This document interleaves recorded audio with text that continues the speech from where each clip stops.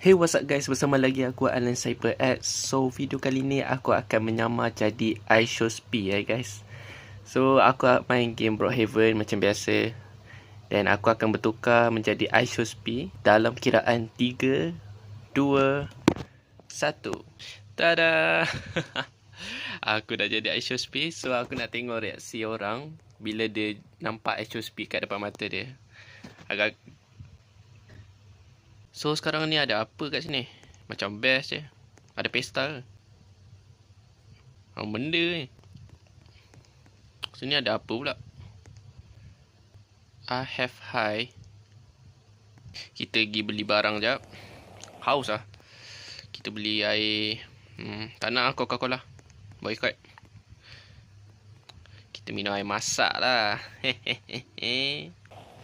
Okay, ni tempat nama apa? Rumah Big Bro. Alamak. Ni rumah siapa? Gabidaldi. Dia pakai rumah apa ni guys?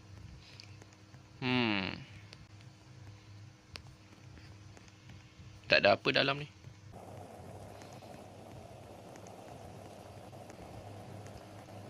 Ni kita ada rumah Lawrence 988. Aku nak ceroboh masuk rumah dia. Alah, kunci pula.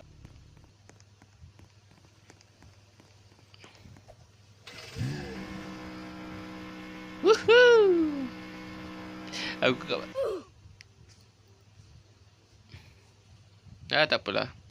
Lapar lah. Rasa macam nak makan burger.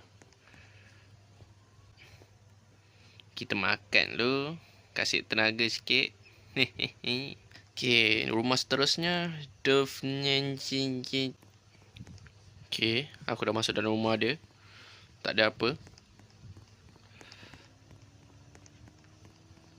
Macam biasa, tak ada orang. Okay, mari kita mencuri rumah orang. Peti duit dia ni kena ada password. Tapi aku tak ada password. Aku pakai bom ah. Pakai bom aja settle. Kita letak. Lepas tu pop. Lepas tu kita ambil duit. Hehehe. Aku kaya. Ni ada apa pula ni?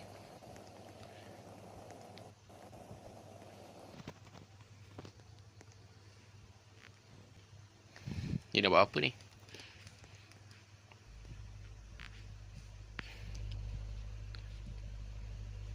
Hehe, jangan lupa like dan subscribe.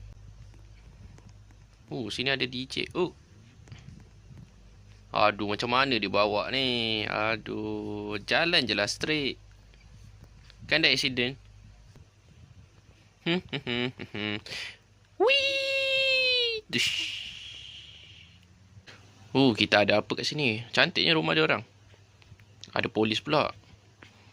Aduh, macam mana ni?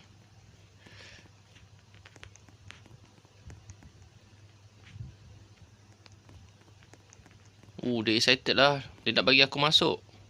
Okay. Wah. Dia tahu aku iShowSpeed.